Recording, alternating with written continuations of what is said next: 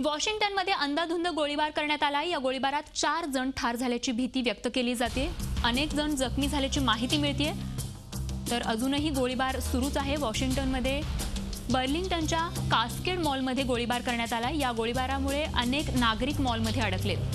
तर हल्लेखोराला पकडण्यात अजूनही पोलिसांना यश आलेलं नाहीये।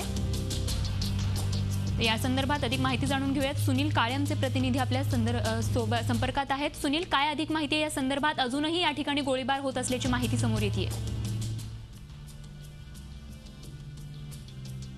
सुमारास हा हल्ला झालेला आहे आणि आता जी माहिती मिळते त्यात 4 जण जरी ठार झालेले असले तरी मृतांचा आकडा वाढू शकतो, कारण की यात अनेक जण जखमी झालेले आहेत आणि हा मॉल खूप मोठा आहे आणि या मॉलमधले जे ग्राहक होते जेव्हा हल्लेखोर घुसला त्याच्यानंतर पूर्णपणे मॉलला बाहेरून बंद करण्यात आलेलं आहे। त्यामुळे सर्व जे ग्राहक आहेत ते आतले जे स्टोअर्स आहेत, छोटे छोटे स्टोअर, तिथे लपून बसलेले आहेत किंवा आणि त्यामुळे हल्लेखोरांनी केलेल्या हल्ल्यात आणखी काही जणांचा जीव जाण्याची शक्यता आहे। आणि आपण जे व्हिज्युअल्स बघतोय त्याच्यात बघू शकता की पूर्णपणे मॉलला जे आहे बाहेरून बॅरिकेडिंग करण्यात आलेलं आहे आणि अग्निशमन दल असेल, तिथले जे स्थानिक पोलीस आहेत ते तिथे दाखल झालेले आहेत। पण अजून एक महत्त्वाची गोष्ट की हल्लेखोराला पकडण्यात यश आलेलं नाहीये।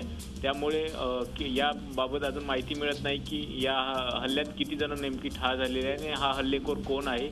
अजूनही पोलिसांचं सर्च ऑपरेशन सुरू आहे आणि हा हल्लेखोर मॉलमध्ये असल्यानेच अजूनही लोकांना त्रास होतोय आणि ते जे ग्राहक जे आहेत मॉलमध्ये आलेले ते लपून बसलेले आहेत। त्यामुळे किती लोकांचा जीव गेला हे ज्यावेळेस पूर्णपणे मॉल जो आहे पूर्ण सर्च केल्यानंतरच कळू शकेल। स्वाती, नक्कीच। तर पोलिसांचं सर्च ऑपरेशन या ठिकाणी सुरू असल्याचं आपल्याला पाहायला मिळतंय। अजूनही पोलिसांना हल्लेखोर पकडण्यात यश आलेलं नाहीये। अनेक लोक अडकून पडलेली आपल्याला पाहायला मिळत आहेत। धन्यवाद सुनील दिलेल्या या माहिती।